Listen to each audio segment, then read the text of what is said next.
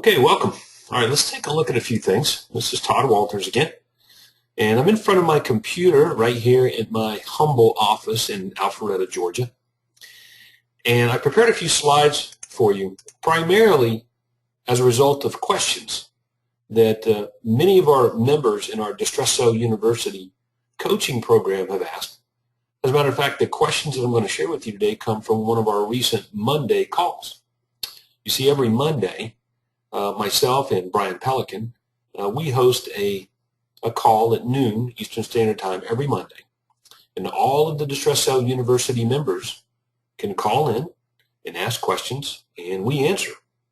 So it's a great way to get up close and personal with some very experienced coaches, especially in today's real estate marketplace. So let's take a look at some of the questions. Here's the first one here. It says, I have a good relationship with the branch manager at Bank of America. Now, do any of you have bank accounts with Bank of America?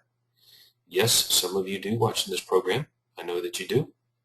This particular agent does not. I was speaking to him about getting into the REO agent network, but he did not know how to help me.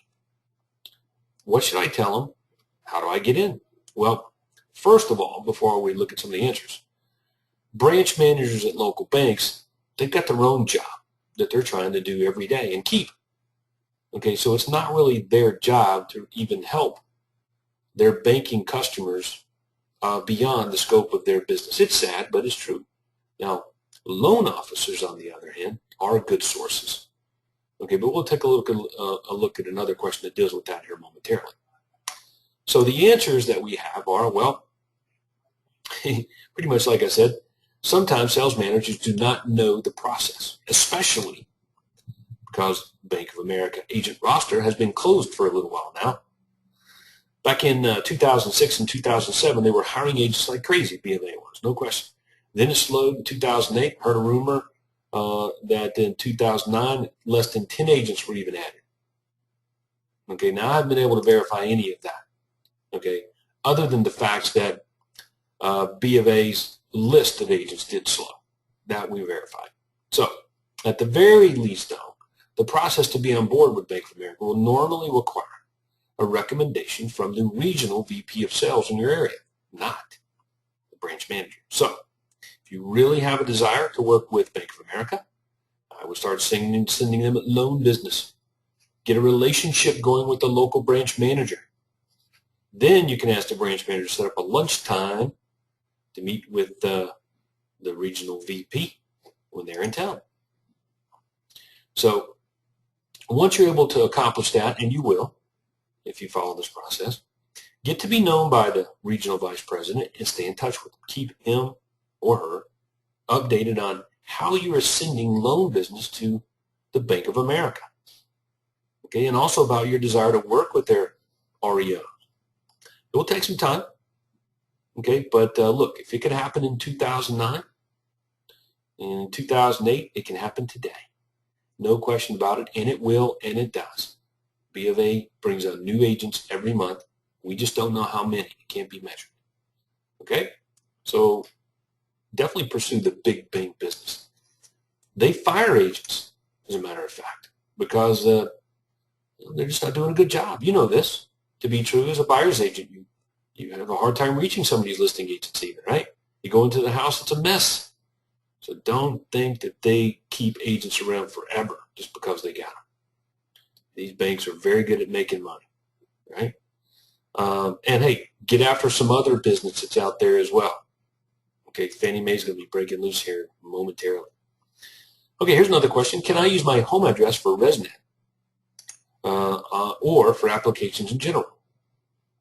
And the answer is yes, it's possible to do that. There are a couple of things to keep in mind with this. First, you need to make sure that you'll be able to take deliveries from UPS or FedEx, because some of the banks and outsourcers send their relocation assistance checks through those systems. So you normally don't want delays in receiving these deliveries, right? Okay. Second is, what is the bank's policy on using a home address versus an office address? Some outsourcers or banks may not mind. Others might, especially if they already have an existing agent at your main office address, and then you end up getting an account established under your home address, but under supervision of the same office. Most banks and outsourcers do not want more than one agent per location, unfortunately.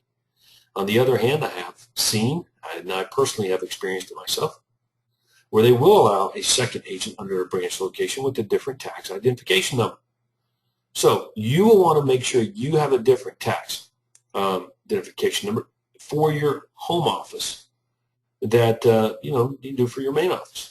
You can sometimes set up your own LLC or corporation to have your own entity issue an EIN.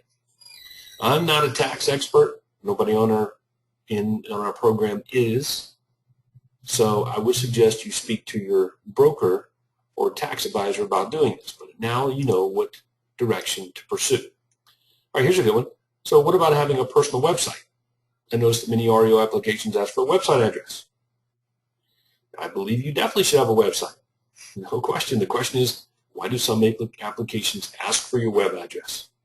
In most cases, they are curious to know how you will be promoting their listings. It's code to see if you're really the kind of agent that they may be interested in. Some agents feel that they should put a lot of information about how great of an REO agent they are, what kind of services they perform for their clients, but usually this is not why the application is asking for your web address. They want to know how you market and advertise properties. They want to be able to see the sales being generated before they hand you the business. Now, it'd be good to have a landing page that talks about your REO expertise that you can include in the application under the comments, of course. But when they ask for a website in general, I believe it is best to put your retail website address so they can see how you advertise. Which brings us to a second topic. If you don't have a website going right now to help you generate buyer leads, you need to get one of ours. Okay? You can have a free trial of the websites that we push, we recommend, we use in our coaching programs at Craig Proctor Coaching by going to www.successwebsite.com. And these websites come turnkey, done for you with the marketing programs already in place even. So it's a great system. And that's, we've been, as a matter of fact, my very first website was a Success website back in the mid-90s. So buyer leads will keep you fed paying your bills while you're waiting for your REO business to either kick in or continue to grow. Do not ignore the retail side of your business. You do that at your own peril. Okay. Next question. I have been accepted by a few Fannie Mae outsourcers. Did the Equator training webinar with them. Do I need to attend it several times? Well, the webinar is basically the same for all Fannie Mae outsourcers. So once you have attended one, there's really no need to attend additional training sessions. Also, if you are mostly familiar with Equator already, everything's pretty much the same with the exception that they have a new feature for Fannie Mae files, and it's called the ad hoc button. Okay, some of you know exactly what I'm talking about. Well, I forget what the acronym stands for, but basically it allows you to trigger a task for yourself. Okay. The one task you want to trigger for yourself, obviously, is to update the occupancy status reports. Okay? So other than that, it's pretty much the same as handling any other file on Equator. Good question. Here's one that we get often.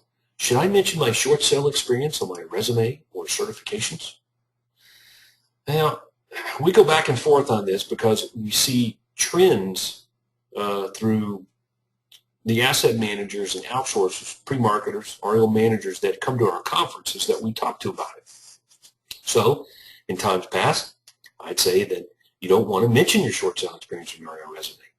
I suggested that you should have two separate resumes, but it seems like times have started to change again, okay, recently. So now more and more outsourcers are reaching out to their existing REO agent network and asking if they have short sale experience, if they would like to be added to their short sale agent network. So what's going to happen as a result of that are short sale agents in their short sale agent network are going to funnel up into their REO network. So that's the trend. This move is in anticipation that banks are going to start outsourcing short sale negotiation, and many of them already are. Okay, so Brian Pelican recommends that you put your short sale experience and mention any certifications you have briefly in your resumes. All right. Hot seller ad. I love this ad. 11 costly home inspection pitfalls. Free report reveals what you need to know before you list your home for sale. www or free recorder message. So let's talk about this ad briefly. My suggestion to all of our members is to copy. Just copy. Copy the ads. Don't get crazy. But this ad, for example, if I was running a USP ad, which would be an ad in, say, the real estate book or the Homes and Land magazine, and you open it up and there's my headline and there's some of my listings, you would probably see this ad in amongst my listings, taking the place of one of those housing spots. You would also find this ad as a standalone display ad, maybe peppered through the general news section of the papers. Okay? But nonetheless, this ad sneaks in many different places around the marketplace. We all have heard the stories, we've experienced the stories about home inspection disasters for homeowners. So believe me, this is a good ad. Okay? Self-evident. Okay, so what does the landing page look like? We're driving people to a landing page or an information line to get the free report. Okay, well, here's a screenshot of the landing page. 11 high-cost inspection traps you should know about weeks before listing your home for sale. And you can read, but let me tell you why this ad works so well. Number one, it doesn't involve you, the agent. Sellers want buyers. Buyers want sellers. Okay?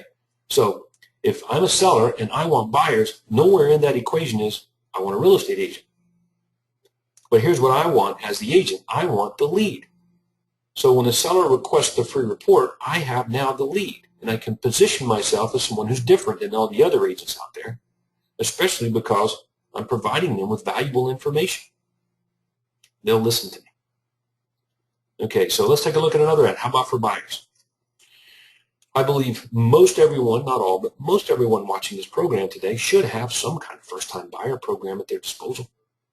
Okay, it's a great source of business, and most first-time home buyers can have easier access to money than new move-ups, having to shed their property that might be upside down. Love this ad. First-time buyers. Why rent when you can own? Free list with pictures of homes available with no money down, under $1,300 a month. Okay, so many who see this ad are small-minded thinkers, and they say, yeah, Todd, but there's no money down in my marketplace. Okay. Well, what is the minimum amount of money down? Well, 3.5%. Okay. What's the average price, or what price range do you want to attract buyers in? So let's use a nice round number like $100,000. Okay, because that's easy for me, being from the South, kind of slow. I can relate to $100,000 and 3.5% of that for FHA loans. It's $3,500. Free list with pictures of homes available with as little as $3,500 down. And then I can put the monthly payment in here that I believe is appropriate for the price range of prospects that I want to attract. Right? So you put your minimum numbers here, and you can go up from there. Okay, drive them to the landing page or the information line. So let's take a look. Hot list of first-time home buyers.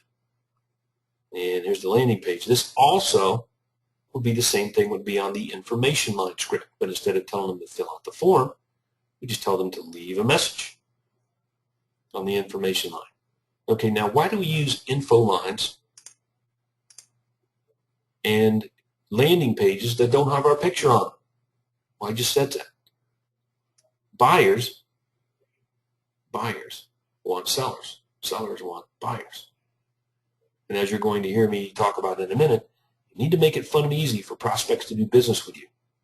And buyer and sellers' perceptions are agents are difficult.